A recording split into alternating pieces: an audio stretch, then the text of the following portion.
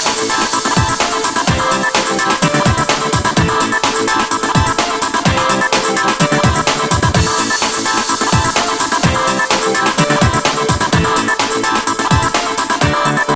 To online classes. வணக்கம் மாணவர்களே. இன்னைக்கு தமிழ் பாடப்பகுதியிலிருந்து துணைப்பாட பகுதியான கனவு பழித்தது அப்படின்ற அந்த துணைப்பாடம் தான் பார்க்க போறோம் மாணவர்களே. இந்த துணைப்பாடம் பார்க்கறதுக்கு முன்னாடி தமிழ் பத்தி நீங்க நிறைய தெரிஞ்சிருப்பீங்க. இன்ப தமிழ்ல, தமிழ் பூமியில, வளர்த்தமிழ்ல எல்லாத்துலயுமே தமிழை பற்றிய பல செய்திகள் இப்ப வரைக்கும் கேட்டிருப்பீங்கல்ல மாணவர்களே. இப்போ தமிழ்ல என்ன இருக்கு, வளர்த்தமிழ்ல, அதுவும் குறிப்பா வளர்த்தமிழ்ல பாத்தீங்க அப்படின்னா இயல், இசை, நாடகம் அப்படின்ற முத்தமிழும் இருக்கு அப்படின்றத வளர்த்தமிழ்ல பார்த்திருப்போம். இப்ப இந்த கனவு பழித்ததுல தமிழ் பத்தி தான் இந்த இயல் முழுவதுமே பார்த்தீங்க அப்படின்னா தமிழை பற்றி தான் எல்லாமே சொல்லியிருப்பாங்க. செய்யுள் பகுதியாக இருந்தாலும் சரி, உரைநடையா இருந்தாலும் சரி, துணைப்பாடமா இருந்தாலும் இந்த இயல் முழுவதுமே தமிழை பற்றி தான் பேசப்பட்டிருக்கோம் அப்படின்றத நம்ம பார்க்கிறோம். ஸோ இந்த கனவு பழித்ததுல என்ன பார்க்க போறோம் அப்படின்னு பார்த்தோம்னா, தமிழ்ல முத்தமிழான இயல், இசை, நாடகம் மட்டும் இல்ல, அறிவியலும் கலந்திருக்கு அப்படின்றதான் இந்த கனவு பழித்தது அப்படின்ற பாடத்துல நம்ம பார்க்க போறோம் மாணவர்களே. அது மட்டும் இல்ல, இப்போ அறிவியல் கலந்திருக்கு அப்படின்றதுக்கு சின்ன ஒரு எடுத்துக்காட்டு நம்ம பார்க்கலாம். அந்த காலத்துலாம் பார்த்தீங்க அப்படின்னா நம்ம முன்னாடி வாழ்ந்தவங்க, நம்மளை விட வாழ்ந்தவங்க தான் முன்னோர்கள் அப்படின்னு சொல்லுவோம். நம்முடைய தாத்தா பாட்டியா இருக்கட்டும், இல்லை ஒரு அதுக்கு முன்னாடி வாழ்ந்த தாத்தா பாட்டி, அதுக்கு முன்னாடி வாழ்ந்த தாத்தா பாட்டின்னு சொல்லிட்டு அந்த தலைமுறையினராக இருக்கட்டும். ஒரு சின்ன எடுத்துக்காட்டு பார்க்கிறோம். ஒரு சமையல்லையே பார்த்தோம் அப்படின்னு சொன்னோம்னா, மஞ்சள் அப்படின்ற ஒரு பொருளை நம்ம இன்ன வரைக்கும் அன்று முதல் இன்று வரை நம்ம என்ன பண்ணிட்டு இருக்கோம், பயன்படுத்திட்டு தான் வரோம், யூஸ் பண்ணிட்டு தான் இருக்கோம் அப்படின்றத நம்ம பார்க்கிறோம். ஆனா மஞ்சள்ல என்ன இருக்கு அப்படின்றத நம்ம இது வரைக்கும் கண்டுபிடிக்கல, எதுவுமே செய்யல.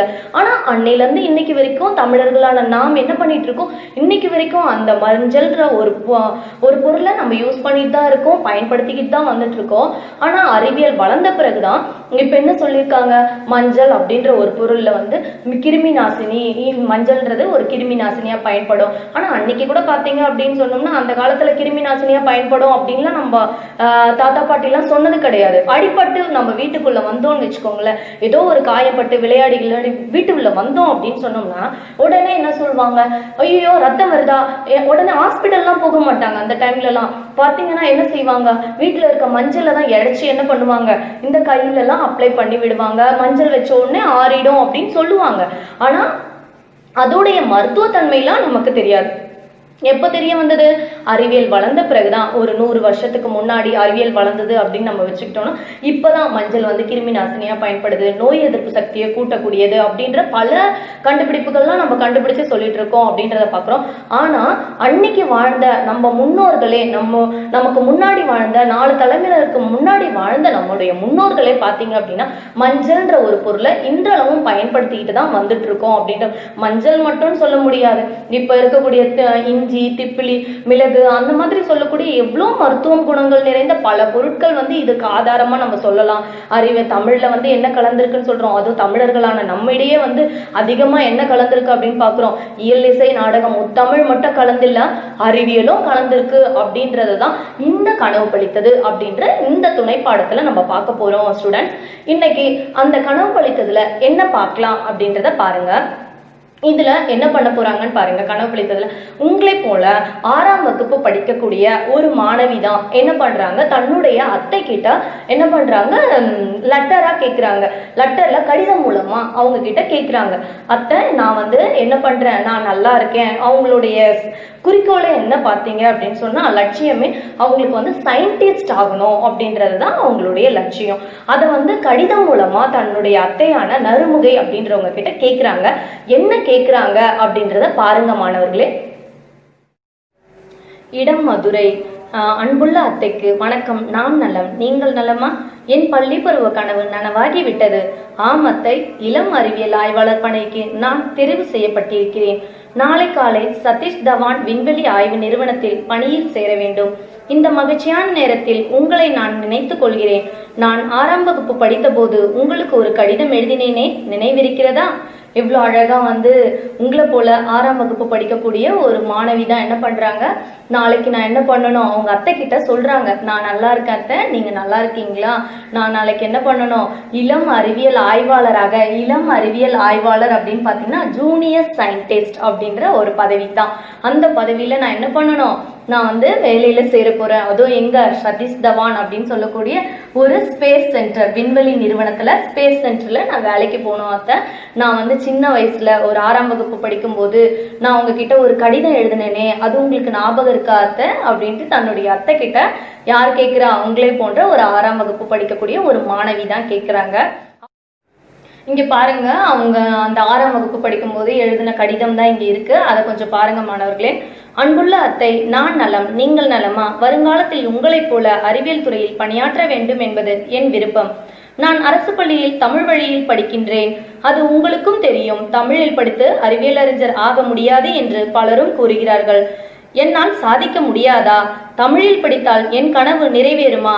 எனக்கு வழிகாட்டுங்கள். தங்கள் அன்பிற்குரிய இன்சுவை. என்ன சொல்லியிருக்காங்க, இன்சுவை அப்படின்றவங்க என்ன சொல்றாங்க தன்னுடைய அத்தை கிட்ட, அத்தை நான் இளம் அறிவியல் ஆய்வாளர், ஒரு சயின்டிஸ்டா மாறணும். நான் அதுவும் வந்து என்ன பண்றேன், தமிழ் மீடியத்துல படிக்கிறேன். தமிழ் மீடியத்துல படிச்சா என்னால வந்து சயின்டிஸ்டா மாற முடியாதா? அதுவும் வந்து பல பேர் சொல்றாங்க, நீ தமிழ் மீடியத்துல படிக்கக்கூடிய மாணவி, அதனால உன்னால சயின்டிஸ்டா மாற முடியாது நிறைய பேர் சொல்றாங்களே.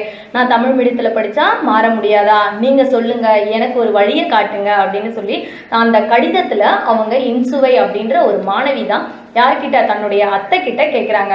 அதற்கு பிறகு அத்தை என்ன கடிதங்கள் எழுதுனாங்க அப்படின்றத பாருங்க மாணவர்களே. அதன் பிறகு இன்சுவை என்ன சொல்றாங்க பாருங்க. இன்சுவைக்கு நறுமுகை அத்தை வந்து கடிதங்கள் எழுதுறாங்க. அந்த கடிதம் அவங்களுக்கு எப்படியெல்லாம் உதவி செஞ்சது அப்படின்றத நம்ம இப்ப பார்க்க போறோம்.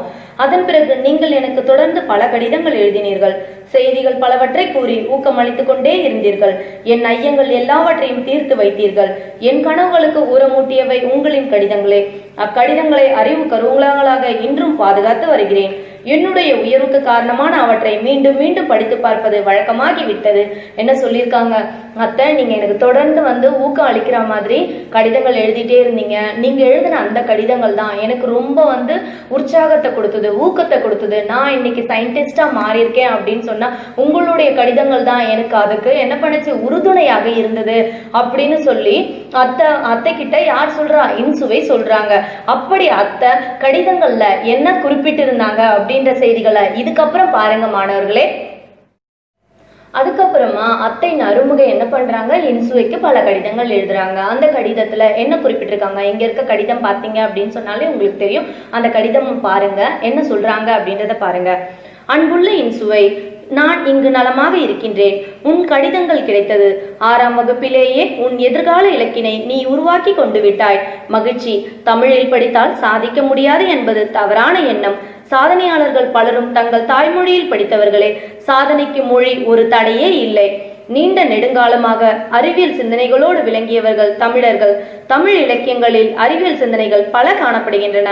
அவற்றுள் சிலவற்றை உன்னுடன் பகிர நினைக்கின்றேன் அப்படின்னு சொல்லியிருக்காங்க. என்ன சொல்றாங்க, அன்புள்ள இன்சுவை, நான் ரொம்ப நல்லா இருக்கேன், நீ ரொம்ப நல்லா இருக்கியா? இந்த 6ஆம் வகுப்பிலேயே உன்னோட எதிர்கால வாழ்க்கைய, எதிர்கால இலக்கண லட்சியத்தை நீ உருவாக்கிக்கிட்ட அப்படின்றத கேட்கும் போதே எனக்கு ரொம்ப சந்தோஷமா இருக்கு. உனக்கு வந்து தமிழ் மொழியில படித்தா என்ன பண்ண முடியாது, சயின்டிஸ்டா மாற முடியாதுன்னு பலரும் சொல்றாங்க அப்படின்னு சொல்ற. தமிழ்ல என்ன இருக்கு, இயல் இசை நாடகம்ன்ற முத்தமிழ் மட்டும் இல்ல அறிவியலும் கலந்திருக்கு அப்படின்ற சில செய்திகளை நான் உன்னோட பகிர நினைக்கிறேன், உன்னோட பேச நினைக்கிறேன். நான் அதை பத்தியான செய்திகள் உன்கிட்ட சொல்றேன், அதை கொஞ்சம் கேளு. அதுக்கப்புறமா தமிழ் பற்றி, நீ தமிழ் வழி கல்வியை பற்றி உனக்கான முடிவுகள் தெரிய வரும் அப்படின்னு சொல்லிட்டு பல செய்திகள் இதுக்கப்புறமா சொல்ல போறாங்க. அத்தை அப்படி என்ன செய்திகள் சொல்றாங்க அப்படின்றத பாருங்க மாணவர்களே. நீண்ட நெடுங்காலமாகவே தமிழர்கள் வந்து என்ன பண்ணியிருக்கோம், அறிவியலோட வளர்ந்துட்டு இருக்காங்க அப்படின்றதான் இதுக்கப்புறம் நம்ம பார்க்க போறோம். தமிழர்கள் வந்து நீண்ட நெடுங்காலமாகவே அறிவியலோட இருக்கும் அப்படின்றதுக்கு சில சான்றுகள் தான் இங்க பாருங்க. இந்த வரிகள்ல பார்க்கும்போது நம்மளுக்கு தெரியும். நிலம் தீ நீர் வழி விசும்போடு ஐந்தும் கலந்த மயக்கம் உலகம் ஆதலின் தொல்காப்பியர். இதை நல்லா பாருங்க. நிலம் தீ நீர் வழி விசும்போடு ஐந்தும் கலந்த மயக்கம் உலகம் ஆதலின் தொல்காப்பியர். என்ன சொல்லியிருக்காங்க, இந்த உலகத்துல என்னெல்லாம் இருக்கணும், ஐம்பூதங்கள், நிலம் நீர் நெருப்பு காற்று, ஆகாயம் என்ற 5ம் கலந்ததுதான் உலகம். இந்த 5ல ஏதாவது ஒன்று குறைந்தால் கூட இவ்வுலகத்தில் இருக்கக்கூடிய உயிரினங்கள் வாழவே முடியாது அப்படின்றத சொல்லியிருக்காங்க அப்படின்றத பாக்குறோம். சோ இப்ப அறிவியல் வளர்ந்த பிறகுதான் நம்ம என்ன சொல்றோம், நிலம், நீர், நெருப்பு, காற்று, ஆகாயம் சொல்லக்கூடிய இந்த 5ம் இருக்கணும். இந்த 5ல எதனா ஒண்ணு இல்லை அப்படின்னு சொன்னா உயிரினங்கள் வாழ முடியாது. இப்போ நிறைய கிரகங்கள்ல எல்லாம் இதுல ஏதாவது ஒண்ணு இல்லைன்னா கூட வாழ முடியல அப்படின்ற செய்திகள்லாம் இப்பதான் நம்ம கண்டுபிடிச்சிருக்கோம்ல. ஆனா அந்த காலத்திலேயே தொல்காப்பியர் போன்றவர்கள்லாம் என்ன பண்ணிருக்காங்க, தொல்காப்பியர் தான் பாத்தீங்க அப்படின்னா தொல்காப்பியம் அப்படின்னு சொல்லக்கூடிய பழைய இலக்கண மிகவும் இலக்கண நூல் அப்படின்னு பார்த்தோம்னா தொல்காப்பியம் தான். தொல்காப்பியர் எழுதிய தொல்காப்பியம் தான் மிகவும் பழமையான இலக்கண நூல் அப்படின்றதையும் நம்ம பார்க்கிறோம். சோ அந்த நூல்கள்லயே பல்லாயிரம் ஆண்டுகளுக்கு முன்னாடி வாழ்ந்த தொல்காப்பியர் என்ன சொல்லியிருக்காரு பாருங்க, நிலம், நீர், நெருப்பு, காற்று, ஆகாயம் என்னும் 5ம் கலந்ததுதான் இவ்வுலகம். இதில் ஏதாவது ஒன்று குறைந்தால் கூட என்ன பண்ண முடியாது, உயிரினங்கள் வாழவே முடியாது அப்படின்ற அறிவியல் செய்தியை குறிப்பிட்டிருக்காரு அப்படின்றத பாக்குறோம். இது மட்டும் இல்ல, ஓரறிவு முதல் 6 அறிவு வரை இருக்கக்கூடிய உயிரினங்களையும் வகைப்படுத்தியும் வைத்திருக்காரு அப்படின்ற பாக்குறோம். அறிவியல் வளர்ந்த பிறகுதான் இப்பதான் நம்ம என்ன சொல்றோம், 1 சென்ஸ் லிவிங் திங்ஸ் அப்படின்னு சொல்லுவோம். 1 சென்ஸ் உயிரினம், 2 சென்ஸ் உயிரினம் அப்படின்னு இந்த மாதிரி எல்லாம் சொல்றோம்ல. 1 சென்ஸ், 2 சென்ஸ், 3 சென்ஸ் அந்த மாதிரி எல்லாம் சொல்றோம். ஆனா அந்த காலத்திலேயே பல்லாயிரம் ஆண்டுகளுக்கு முன்னாடி வாழ்ந்த தொல்காப்பியர் என்ன சொல்லியிருக்காரு பாருங்க, ஓரறிவு முதல் 6 அறிவு வரை. ஓரறிவு உயிரினங்கள் அப்படின்னு சொன்னோம்னா என்னெல்லாம் சொல்லலாம், புழு, பூச்சி போன்ற இந்த உயிரினங்கள்லாம் ஓரறிவு உயிரினம் அப்படின்னு சொல்லுவோம். 6 அறிவு உயிரினம்னா என்ன, நம்மை போன்ற மனிதர்களை தான் 6 அறிவு உயிரினம் அப்படின்னு நம்ம சொல்லுவோம். இந்த ஓரறிவு முதல் 6 அறிவு வரை இருக்கக்கூடிய உயிரினங்களையும் வகைப்படுத்தியும் வைத்திருக்காங்க அப்படின்ற செய்திகள்லாம் நம்முடைய தமிழ்ல நூட்கள்ல குறிப்பிடப்பட்டிருக்கு அப்படின்றதையும் சொல்றாங்க மாணவர்களே. இதுக்கப்புறமா என்ன சொல்றாங்க அப்படின்றத பாருங்க. அடுத்தது பாருங்க, கடல் நீர் முகந்த கமஞ்சூர் எழிலி கார்நாற்பது. கடல் நீர் முகந்த கமஞ்சூர் எழிலி கார்நாற்பது. கடல் நீர் அப்படின்னு தெரியும், முகந்த கமஞ்சூர் எழிலி. கமஞ்சூர் எழில்னா நீர் நிறைந்த மேகம் அப்படின்ற ஒரு பொருளை தரும் அப்படின்னு பாக்குறோம். கடல் நீர் நிறைந்த, கடல் நீர் முகந்த கமஞ்சூர் எழிலி அப்படின்னு பார்த்தோம்னா கடல் நீர் ஆவியாகி மேகமாகும் அப்படின்றதெல்லாம் நம்மளுக்கு தெரியும். ஆவியாகி மேகமாகும், மேகம் குளிர்ந்து திரும்பவும் மழையாக பூமிக்கே வரும் அப்படின்றத நம்ம பாக்குறோம். சோ இந்த செய்திகள்லாம் எப்போ கண்டுபிடிச்சோம், அறிவியல் செய்திகள் ஒரு 100 ஆண்டுகளுக்கு முன்னாடிதான். கடல் நீர் ஆவியாக மேலே போகும், திருப்பி மேகம் குளிர்ந்து மேகமாக போகும், மேகம் குளிர்ந்து திரும்பவும் மழையாக வரும் அப்படின்றதெல்லாம் நம்ம இப்ப அறிவியல் கண்டுபிடித்த பிறகுதான் நம்ம கண்டுபிடிச்சோம் அப்படின்னு சொல்றோம்ல.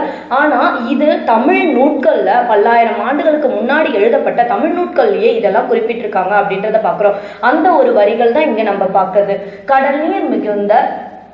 கடல் நீர் முகந்த கமஞ்சூர் எழிலி கார்நாற்பது. கடல் நீர் முகந்த அப்படின்னா கடல் நீர் ஆவியாகி மேகமாகும், மேகம் குளிர்ந்து மழையாக பொழியும் அப்படின்றத கார்நாற்பது போன்ற நூட்கள்ல குறிப்பிட்டிருக்காங்க அப்படின்றத சொல்லியிருக்காங்க. இது கார்நாற்பதுல இருக்கக்கூடிய இந்த வரிகள் நம்ம பார்க்கிறோம். இது மட்டும் இல்ல, கார்நாற்பது மட்டும் இல்ல, மிகவும் இன்னும் அதிகமான நூட்கள் எல்லாம் இந்த மாதிரியான செய்திகள் குறிப்பிட்டிருக்காங்க அப்படின்னு சொல்றோம். என்னென்ன நூட்கள் பாருங்க, முல்லைப்பாட்டு, பரிபாடல், திருக்குறள், கார்நாற்பது, திருப்பாவை போன்ற பல பாடல்கள்ல இந்த செய்திகள் புதைந்திருக்கு அப்படின்ற விஷயங்கள் நமக்கு தெரிய வருது மாணவர்களே. அடுத்தது பாருங்க, ஆழ அமுக்கி முகக்கினும் ஆழ்கடல் நீர் நாழி முகவாது நாள் நாழி ஔவையார். என்ன சொல்லியிருக்காங்கன்னு பாருங்க, ஆழ அமுக்கி முகக்கினும் ஆழ்கடல் நீர் நாழி முகவாது நாள் நாழி அப்படின்னு சொல்றாங்க. என்ன சொல்றாங்க, திரவ பொருட்களை எவ்வளவுதான் அழுத்தினாலும் அதன் வடிவத்தையும் அதன் அளவையோ சுருக்கவே முடியாது அப்படின்றது எப்போ சொல்றோம் நம்ம. இப்போ அறிவியல் வளர்ந்த பிறகு என்ன சொல்றோம், திரவ பொருட்களுக்கெல்லாம் டென்சிட்டி, அந்த அழுத்தம் இருக்கு, எது திரவத்துக்கெல்லாம் அழுத்தம் இருக்கு, நீருக்கெல்லாம் அழுத்தம் இருக்கு அப்படின்றத இப்ப அறிவியல் வளர்ந்த பிறகு சொல்லியிருக்கோம். ஆனா பல்லாயிரம் ஆண்டுகளுக்கு முன்னாடி வாழ்ந்த நம்மளுடைய ஔவையார் போன்றவர்களே என்ன சொல்லியிருக்காங்கன்னு பாருங்க, ஆழ அமுக்கி முகக்கினும் ஆழ்கடல் நீர் நாழி முகவாது நாள் நாழி. திரவ பொருட்களுக்கு அன்றைக்கு காலத்திலே சொல்லிட்டாங்க அழுத்தம் இருக்கு அப்படின்றதாலதான் வேண்டிதான் என்னதான் திரவ பொருட்களை அழுத்தினாலும் அதன் அளவை கொஞ்சம் கூட சுருக்கவே முடியாது. என்ன பாருங்க, என்னதான் ஒரு ஆழ்கடல் நீர், பெரிய பெரிய ஒரு கடல் நீரை எவ்வளவுதான் அதை சுருக்கினாலும் என்ன பண்ண முடியாதான், அதுல ஒரு பங்கு கூட, அதோடைய 1/4 பங்கு கூட நம்மளால சுருக்கவே முடியாது அப்படின்றத சொல்றோம். சோ திட பொருட்களை நம்ம சுருக்கிடலாம். திடப்பொருட்கள்னா என்னன்னு சொல்லலாம், பேப்பர் போன்ற பேப்பர்லாம் என்ன பண்றோம், சுருக்கிறோம்ல, பேப்பர்லாம் என்ன பண்றோம், கசக்குனா சின்னதாக்கிடுறோம், இல்ல வெட்டி சுருக்க முடியும். ஆனா வந்து திரவ பொருட்களுடைய ஒரு தன்மையை பார்த்தீங்க அப்படின்னா என்னதான் அழுத்தினாலும் அதை அழுத்த முடியாது, அதோடைய டென்சிட்டியால அதை அழுத்தவே முடியாது. அதுக்கு அதே மாதிரி என்னவும் இல்லை, வடிவமும் கிடையாது. நீங்க எந்த ஒரு பாத்திரத்திலயோ எந்த ஒரு வடிவத்துல ஒரு டம்ளர்ல எடுத்தீங்க அப்படின்னா தண்ணியை அந்த டம்ளருடைய வடிவத்துக்கு ஏற்ற மாதிரி அந்த நீர் மாறிடும். அது போல இப்போ ஒரு பாட்டில்ல பிடிக்கிறோம் அப்படின்னு சொன்னோம்னா, வாட்டர் பாட்டில பிடிக்கிறோம் அப்படின்னா அதுக்கேற்ற மாதிரி அந்த தண்ணியோட வடிவம் மாறுமே தவிர, ஆனா அந்த என்ன பண்ண முடியாது, திரவ பொருட்களை அழுத்தவும் முடியாது, அதன் அளவையும் சுருக்க முடியாது அப்படின்றத பல்லாயிரம் ஆண்டுகளுக்கு முன்னாடி வாழ்ந்த நம்ம ஔவையார் சொல்லியிருக்காங்க அப்படின்றத எந்த பாடல்ல பாக்குறோம், இந்த பாடல்ல ஆழ அமுக்கி முகிக்கினும் ஆழ்கடல் நீர் நாழி முகவாது நாள் நாழி அப்படின்னு ஔவையார் கூறியிருக்காங்க.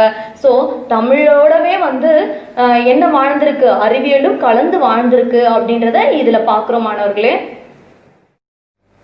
அடுத்தது பாருங்க, நெடு வெள்ளூசி நெடுவசி பறந்தவடு 10. திரும்பவும் பாருங்க, நெடு வெள்ளூசி நெடுவசி பறந்தவடு 10 அப்படின்ற இந்த வரிகள்ல என்ன சொல்றாங்க அப்படின்றத பாருங்க. போர்க்களத்துல போர் செய்வது என்பது சாதாரண அந்த காலத்திலாம் பாத்தீங்க அப்படின்னா போர்கள்லாம் நடக்கும், வார்லாம் நடக்கும் அப்படின்றது நமக்கெல்லாம் தெரியும்ல. சோ அந்த போர்க்களத்துல போர் செய்யும் போது அந்த போர் வீரனுக்கு ஏற்படக்கூடிய காயத்தை நீண்ட வெள்ளூசி கொண்டு நரம்பை வைத்து தைத்த செய்திகள்லாம் 10 அப்படின்ற நூல்ல குறிப்பிட்டிருக்காங்க அப்படின்றத சொல்றாங்க.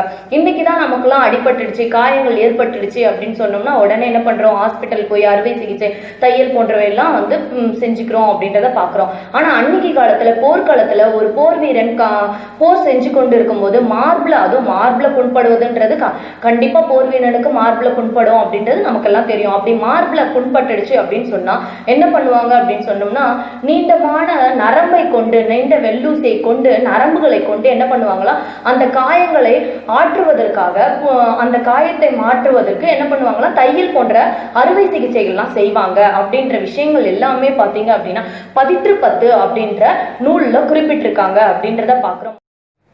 கோட்சுரா எரிந்தன சுருங்கிய நரம்பின் முடிமுதிர் பரதவர். கோட்சுரா எரிந்தன சுருங்கிய நரம்பின் முடிமுதிர் பரதவர். பரதவர் அப்படின்னு பார்த்தோம்னா, பரதவர் அப்படின்றது நெய்தல் நிலத்து மக்களை தான் பரதவர் அப்படின்னு சொல்லுவாங்க. நெய்தல் நிலத்து மக்களுடைய வாழ்வாதாரமே பார்த்தீங்க அப்படின்னா கடலும் கடல் சார்ந்த இடமும் தான் நெய்தல் நிலத்து மக்களுடைய வாழ்வாதாரம் அப்படின்றத பாக்குறோம். கடல் அப்படின்னு சொன்னோம்னாலே என்ன, கடல்ல கிடைக்கக்கூடிய மீன், இதை வைத்துதான் அவர்களுடைய வாழ்வாதாரம் அமையும்னு சொல்றோம். சோ அந்த பரதவர் அப்படின்னு சொன்னோம்னா இந்த காலத்துல நம்ம என்னன்னு சொல்லுவோம், மீனவர்கள் அப்படின்னு சொல்லுவோம்ல, அந்த மீனவர்கள் தான். அப்படிப்பட்ட மீனவர்கள் என்ன பண்றாங்க, கடலுக்கு போகும்போது கோட்சுரா அப்படின்னு சொல்லக்கூடிய அந்த ஒரு வகை மீனால தாக்கக்கூடிய வாய்ப்புகள்லாம் மீனவர்களுக்கு அதிகமாக இருக்குது அப்படின்றத நம்ம பார்க்குறோம். ஸோ அப்போ என்ன பண்ணுவாங்க மீனவர்கள் அப்படின்னு பார்த்தீங்கன்னா, அவங்க கொண்டு செல்லக்கூடிய அந்த வலைகளை வைத்து தான் என்ன பண்ணுவாங்க, அவர்களாகவே என்ன பண்ணிப்பாங்களா, தையல் போன்ற அறுவை சிகிச்சைகள்லாம் செய்துப்பாங்க அப்படின்றத நம்ம பார்க்குறோம். எப்படி மிஸ் அவங்க கொண்டு செல்லக்கூடிய வலைகளில் வந்து தையல் போடுறாங்க அப்படின்றது நமக்கு ஒரு கேள்வியாக இங்கே வரும் அப்படின்றத பார்க்குறோம். அவங்க எடுத்து செல்லக்கூடிய அந்த வலைகள்லாம் பார்த்தீங்க அப்படின்னு சொன்னா, அந்த காலத்துல வந்து பாத்தீங்க, இப்பதான் வந்து பிளாஸ்டிக் போன்றவற்றால வலைகள்லாம் பின்றாங்க அப்படின்றத பாக்குறோம். ஆனா அந்த காலத்துல பாத்தீங்க அப்படின்னு சொன்னீங்கன்னா எதனால பின்னுவாங்க அப்படின்னா, உயிரினங்களுடைய நர்வ்ஸ்ன்னு சொல்லுவோம்ல, அந்த உயிரினங்களுடைய நர்வ்ஸ்ல தான் அந்த வலைகள்லாம் பின்னப்பட்டிருக்கும், நரம்புகள்ல தான் பின்னப்பட்டிருக்கும் அப்படின்றத பாக்குறோம். சோ அந்த நரம்புகள்ல இருந்து, அந்த வலைகள்ல இருந்து ஒரு நரம்பை எடுத்துதான் அவர்களாவே தையல் செய்த செய்திகள் அப்படின்றதெல்லாம் நற்றிணை அப்படின்ற நூல்ல குறிப்பிட்டிருக்காங்க அப்படின்றத பாக்குறோம் மாணவர்களே.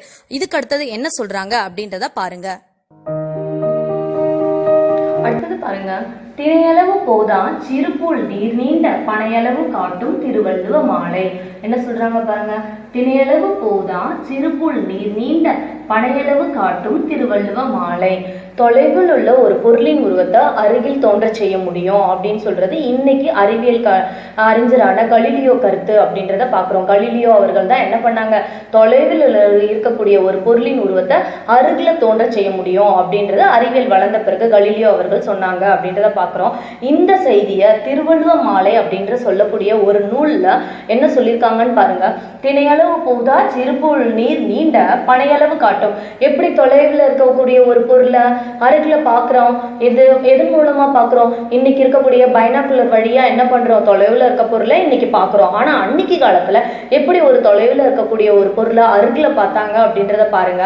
அன்னைக்கு காலத்துலலாம் பார்த்தீங்க அப்படின்னா மழை பொழிஞ்சு நீண்டமான உயரமாக வளர்ந்துருக்கும்ல அந்த புல்லு. மழை பொழிஞ்ச பிறகு அந்த புல்லுடைய நுனியில பார்த்தீங்கன்னா நீர்த்துளிகள்லாம் இருக்கும் அப்படின்றத பார்க்குறோம். அந்த நீர்த்துளிகள்ல நீங்க நல்லா உத்து பார்த்தீங்க அப்படின்னு சொன்னா எங்கேயோ தொலைவில் இருக்கக்கூடிய அந்த பனைமரம், எவ்வளவு பெரிய பனைமரம்னாலே மிகவும் நீண்ட பனைமரம் அப்படின்றத பார்க்குறோம். அந்த பனைமரம், தொலைவில் இருக்கக்கூடிய பனைமரத்தின் அந்த உருவத்தை அந்த சின்ன நீர்த்துளி என்ன பண்ணுமா, அவ்வளோ அழகா சுருக்கி கிட்ட இருக்க போல, அருகில இருக்கிறார் போல அவ்வளோ அழகா காட்டுமா.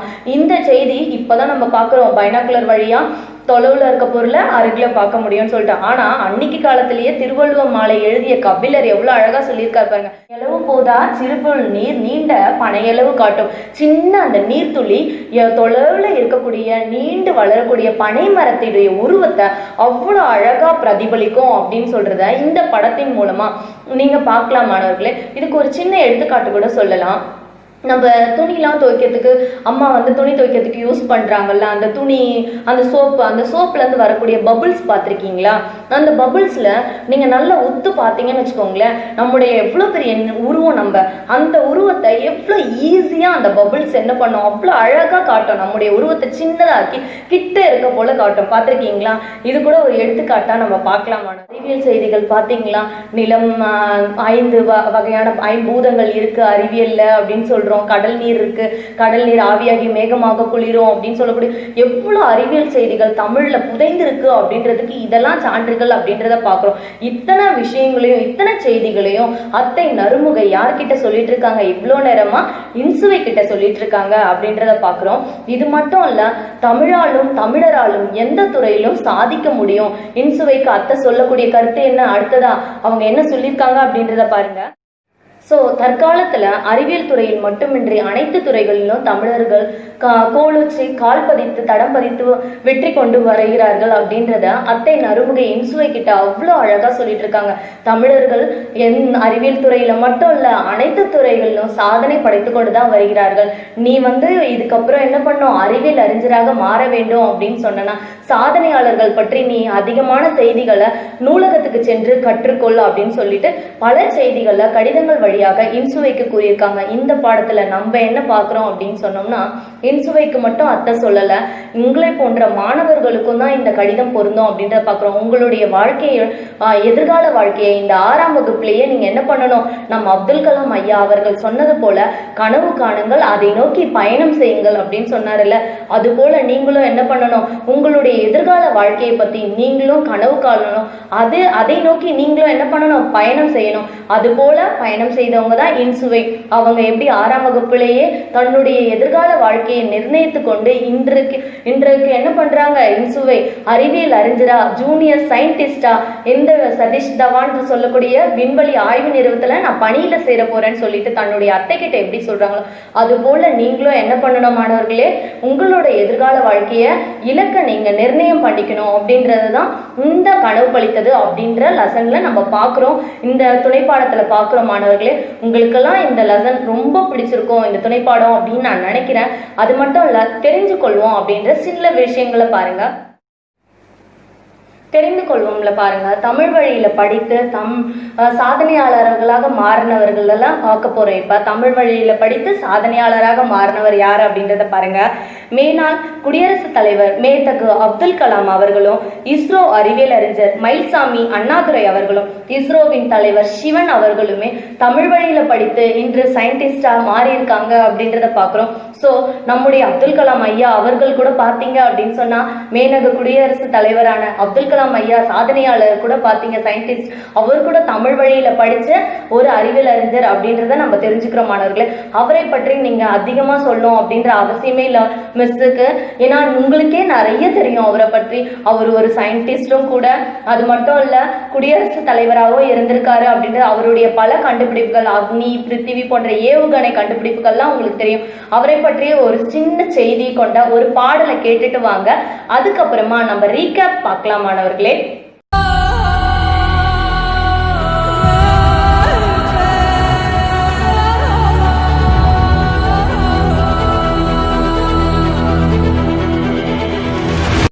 Powerful people comes from powerful places.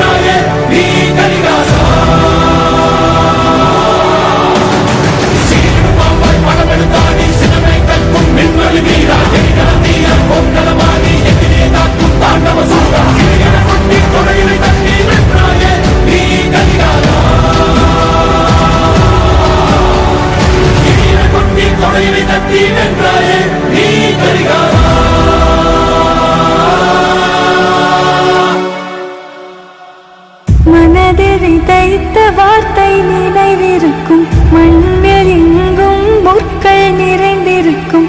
தடைகள் எதையும் மகனே வென்று வா,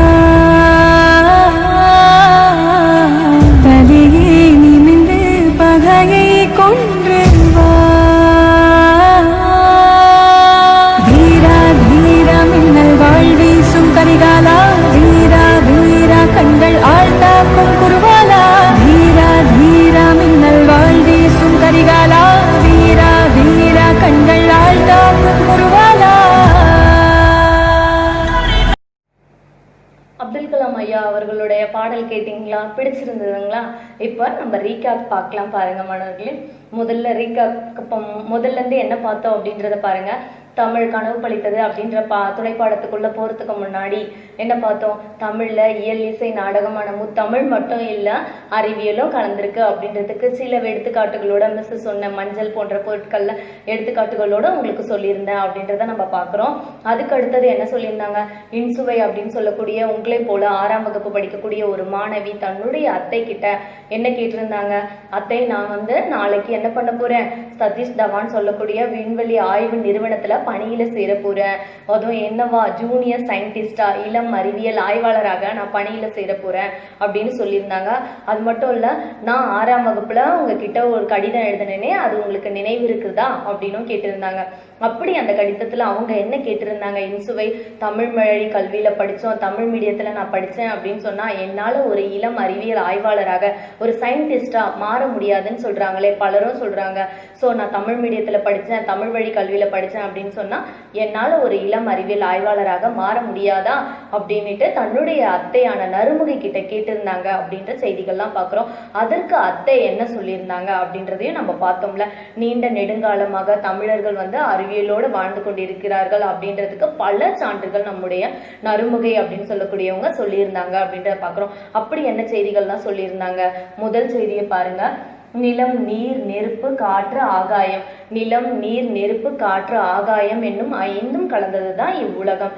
இதில் ஏதாவது ஒன்று குறைந்தால் கூட உலகத்தில் உயிரினங்கள் வாழ முடியாது அப்படின்ற செய்திகள்லாம் சொல்லியிருந்தாங்க. இன்னைக்கு கூட பாத்தீங்க அப்படின்னு சொன்னோம்னா செவ்வாய் கிரகம் போன்ற பல கிரகங்கள்ல இதுல ஏதாவது ஒரு 5 பூதங்கள் நம்ம சொல்லுவோம். இந்த 5 பூதங்கள்ல ஏதாவது ஒண்ணு குறைவா இருந்தா கூட அந்த கிரகங்கள்ல நம்மளால வாழ முடியலன்றது அறிவியல் கண்டுபிடிச்ச பிறகுதான், அறிவியல் வளர்ந்த பிறகுதான் நம்ம கண்டுபிடிச்சோம் அப்படின்றத சொல்றோம். ஆனா அன்னைக்கு காலத்துல பல்லாயிரம் ஆண்டுகளுக்கு முன்னாடி வாழ்ந்த நம்முடைய தொல்காப்பியர் அவர்களே என்ன சொல்லியிருக்காரு, நிலம், நீர், நெருப்பு, காற்று, ஆகாயம் இதில் ஏதாவது ஒன்று குறைந்தால் கூட இவ்வுலகத்தில் உயிரினங்கள் வாழ முடியாது அப்படின்ற கருத்துக்களை பதிய வச்சிருக்காங்க அப்படின்றத நம்ம பார்க்கிறோம்.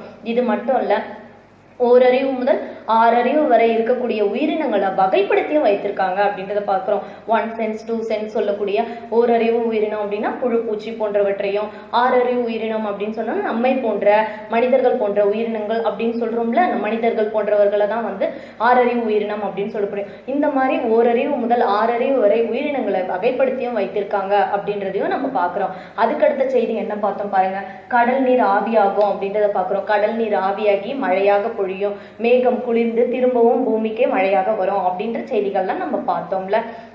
இப்போ அறிவியல் வளர்ந்த பிறகுதான் கடல் நீர் ஆவியாகுது அப்படின்னு சொன்னோம். அந்த ஆவியான கடல் நீர் என்ன பண்ணும், மேகமாக மாறி மேகங்கள்லாம் நல்லா குளிர்ந்த பிறகு திரும்பவும் மழையாகவே பூமிக்கு வரும் அப்படின்றத அறிவியல் வளர்ந்த பிறகு சொல்லியிருக்கோம். ஆனா அந்த காலத்திலேயே முல்லைப்பாட்டு, பரிபாடல், திருக்குறள், திருப்பாவை போன்ற பல பாடல்கள்ல கடல் நீர் ஆவியாகும், மேகம் குளிர்ந்து திரும்பவும் மழையாக பூமிக்கே வரும் அப்படின்ற செய்திகள் குறிப்பிட்டிருக்காங்க அப்படின்றத பாக்குறோம். அது மட்டும் இல்ல, அடுத்தது பாருங்க, ஆழ அமுக்கி முகக்கினும் ஆழ்கடல் நீர் நாழி முகவாது நாள் நாழி அப்படின்னு சொன்ன என்ன அர்த்தம், திரவத்திற்கு என்ன இருக்கு, டென்சிட்டி, அழுத்தம் இருக்குன்றத பார்க்கிறோம். திரவ பொருட்களை எவ்வளவுதான் அழுத்தினாலும் அதன் அளவை சுருக்கவே முடியாது அப்படின்ற செய்திகள்லாம் சொல்லியிருந்தாங்க. ஒரு பெரிய கடல் நீரை எவ்வளவுதான் அழுத்தினாலும் அதோடைய கால் பங்கு கூட நம்மால சுருக்கவே முடியாது அப்படின்றத அக்காலத்துல வாழ்ந்த, சங்க காலத்துல வாழ்ந்த ஔவையார் அவர்களே இந்த மாதிரியான கருத்துக்களை தமிழ்ல கொடுத்திருக்காங்க, குறிப்பிட்டிருக்காங்க அப்படின்றத பாக்குறோம் மாணவர்களே. இதுக்கப்புறமா என்ன சொல்றாங்க அப்படின்றத பாருங்க.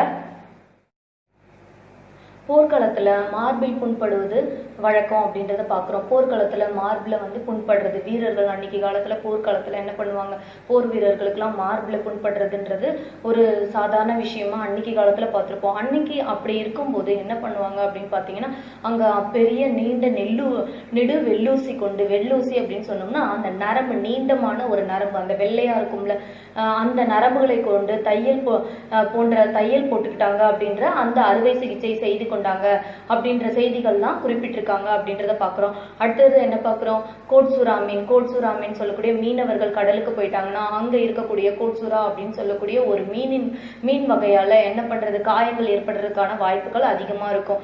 ஸோ அப்படி அவங்க காயங்கள் ஏற்பட்டுடுச்சு அப்படின்னு சொன்னோம்னா அவங்க கொண்டு செல்லக்கூடிய அந்த வலையின் மூலமாவே என்ன பண்ணுவாங்க, அதுல இருந்து ஒரு நரம்பை கட் பண்ணி தாங்களாகவே என்ன பண்ணிப்பாங்க, அந்த காயத்தை குணப்படுத்துவதற்கு, சரி செய்வதற்கு என்ன பண்ணுவாங்க, அவர்களாகவே அந்த நரம்புகளை கொண்டு தையல் போன்றவரையெல்லாம் செய்து கொண்டாங்க அப்படின்ற செய்திகள் 18 நற்றிணை போன்ற பல நூல்கள்ல குறிப்பிட்டிருக்காங்க அப்படின்றத பாக்குறோம் மாணவர்களே. இன்னைக்குதான் காயப்பட்டுடுச்சு அப்படின்னு சொன்னா நரம்புகளை வைத்து அறுவை சிகிச்சைகள்லாம் செஞ்சாங்க அப்படின்றத நம்ம பாக்குறோம். ஆனா அன்னைக்கு காலத்துல அறிவியல் வளர்றதுக்கு முன்னாடி இந்த மாதிரியான செய்திகள்லாம் தமிழ்ல புதைந்திருக்கு அப்படின்றதையும் நம்ம பாக்குறோம். அதுக்கப்புறம் தொலைவில் உள்ள ஒரு பொருளின் உருவத்தை அருகில் தோன்ற செய்ய முடியும் அப்படின்னு சொல்றது இன்றைக்குதான் அறிவியல் அறிஞரான கலீலியோ அவர்கள் கூறியிருக்காங்க அப்படின்ற பாக்குறோம். தொலைவில் இருக்க பொருளை எப்படி பார்ப்போம், பைனாக்குலர் வழியா தொலைவில் இருக்க ஒரு பொருளை அருகில பார்க்க முடியும் அப்படின்றத பாக்குறோம். ஆனா அன்னைக்கு காலத்திலேயே என்ன சொல்லிட்டாங்க, திணையளவு போதா சிறுபுல் நீர் நீண்ட பனையளவு காட்டும் திருவள்ளுவ மாலை அப்படின்னு சொல்லியிருக்காங்க. திணையளவு ஒரு சின்ன நீர்த்துளி என்ன பண்ணுமா, எங்கேயோ தொலைவில் இருக்கக்கூடிய, நீண்ட தொலைவில் இருக்கக்கூடிய ஒரு பனைமரத்துடைய உயரத்தையே எவ்வளவு அழகா, அதோடைய உருவத்தையே என்ன பண்ணுமா, சின்ன நீர்த்துளி அவ்வளவு அழகா அந்த அருகில இருக்கிற மாதிரி, பனைமரம் ரொம்ப கிட்ட இருக்கிற மாதிரி அதோடைய உருவத்தை நமக்கு கிட்ட இருக்கிற மாதிரி அருகில் தோன்ற செய்ய முடியும் அப்படின்றத எந்த சொல்றாங்க, அந்த திருவள்ளுவ மாலை அப்படின்னு சொல்லக்கூடிய அந்த நூல்ல எப்படி கலீலியோ அவர்கள் சொன்னாங்க, தொலைவில் இருக்கக்கூடிய ஒரு பொருளின் உருவத்தை அருகில் தோன்ற செய்ய முடியும். அறிவியல் வளர்ந்த பிறகு பார்த்தோம். ஆனா அன்னைக்கு காலத்துல பல்லாயிரம் ஆண்டுகளுக்கு முன்னாடி வாழ்ந்த திருவள்ளுவ மாலை எழுதின கபிலர் அவர்களே இதை சொல்லியிருக்காங்க, இந்த செய்திகள்லாம் குறிப்பிட்டிருக்காங்க அப்படின்றத பாக்குறோமானவர்களே. ஸோ இதுல இருந்து என்ன தெரியுது, தமிழர்கள் அறிவியலோட வாழ்ந்திருக்காங்க, தமிழ்ல அறிவியலும் கலந்திருக்கு அப்படின்றது உங்களுக்கு புரிஞ்சிருக்கும். இது மட்டும் சொல்லல, அத்தை நறுமுகை இன்சுவைக்கு என்ன பண்ணணும், சாதனையாளராக, அறிவியல் அறிஞராக நீ மாறணும் அப்படின்னு சொன்னா இதுக்கப்புறம் என்ன பண்ணணும், நிறைய சாதனையாளர்களுடைய வாழ்க்கை நிகழ்வுகள் எல்லாம் நீ என்ன பண்ணணும், நூலகத்துக்கு சென்று அறிஞ்சு கொள்ளு, அது அப்படியும் சொல்லியிருக்காங்க. அது மட்டும் இல்ல, பல சாதனையாளர்களின் செய்திகள் எல்லாம் நீ நிறைய தெரிஞ்சுக்கொள்ளணும் அப்படின்னு சொல்லியிருக்காங்க. இது அவங்க நறுமுகையான அத்தை இன்சுவைக்கு மட்டும் சொல்லல, உங்களுக்கும் உங்களுடைய வாழ்க்கையோட இலக்கை நீங்களும் நிர்ணயித்து என்ன பண்ணணும், உங்களுடைய வாழ்க்கையோட கனவை பழிக்க வைக்கணும் அப்படின்றதுக்காக அத்தை உங்களுக்கும் சொன்ன கருத்தா தான் இந்த ரீகேப்ல நம்ம பார்க்குறோம் மாணவர்களே. இந்த ரீகேப் உங்களுக்கெல்லாம் பிடிச்சிருக்கோம் அப்படின்னு பார்க்குறேன். இதுக்கப்புறமா ஒரு ஒர்க் ஷீட் பாருங்க ஸ்டூடெண்ட்ஸ். இப்போ ஒர்க் ஷீட் பாருங்க ஸ்டூடெண்ட்ஸ், என்ன சொல்லியிருக்காங்க பாருங்க. ஃபர்ஸ்ட் ரோமன்ல முறை மாறியுள்ள எழுத்துக்களை வரிசைப்படுத்துக, முறை மாறியுள்ள எழுத்துக்களை வரிசைப்படுத்துக. எடுத்துக்காட்டுக்கு நான் என்ன சொல்லியிருக்கேன், ரு இத் தி இல் ரா கு அப்படின்னு சொல்லியிருக்கேன். இங்க இருக்கக்கூடிய எடுத்துக்காட்டை பார்த்தீங்கன்னாலே தெரியும், முறை மாறி இருக்கு. இங்க இருக்கக்கூடிய எழுத்துக்கள்லாம் என்ன இருக்கு, மாத்தி மாத்தி மிஸ் கொடுத்துருக்கேன். அதை நீங்க என்ன பண்ணணும், வரிசைப்படுத்தணும். இந்த ஜம்பிள் வேர்ட் சொல்லுவோம்ல, அந்த மாதிரி தான் இது. விடை பாருங்க, திருக்குறள் அப்படின்னு சொல்லியிருக்கேன். தி ரு இக் கு ர இல், திருக்குறள் அப்படின்றத ஆன்சரா கொடுத்துருக்கேன் மிஸ். இது போல இந்த கனவு பழித்த துணைப்பாடத்தை நீங்க நல்லா கவனிச்சிருந்தீங்க அப்படின்னு சொன்னால இதுல இருக்கக்கூடிய சில வார்த்தைகள் மட்டும்தான் நான் மிஸ் கொடுத்துருக்கேன். அந்த எழுத்துக்கள்லாம் முறை மாறி இருக்கு. அந்த முறை மாறிய எழுத்துக்களை நீங்க வரிசைப்படுத்தி இருக்கணும் மாணவர்களே. அடுத்தது பாருங்க ஒர்க் ஷீட்ல விடுபட்ட எழுத்தை நிரப்புக. விடுபட்ட எழுத்தை நிரப்புக அப்படின்னு சொன்னோம்னா இந்த துணைப்பாடத்துல மட்டும்தான் கொடுத்துருக்கேன். ஸோ அந்த விடுபட்ட எழுத்துங்களை நீங்க அந்த ஒர்க் ஷீட்டை பார்க்கும்போதே உங்களுக்கு தெரியும், இந்த ஒர்க் ஷீட்ல இருக்கிறத அந்த விடுபட்ட எழுத்துக்களை நிரப்பி எழுதணும் மாணவர்களே. ஸோ இந்த கனவு பழித்தது லெசன் உங்களுக்கு ரொம்ப பிடிச்சிருக்கும் அப்படின்னு நான் நினைக்கிறேன். இதுக்கப்புறமா அடுத்த லெசன்ல உங்களை வந்து பார்க்குற மாணவர்களே. நன்றி.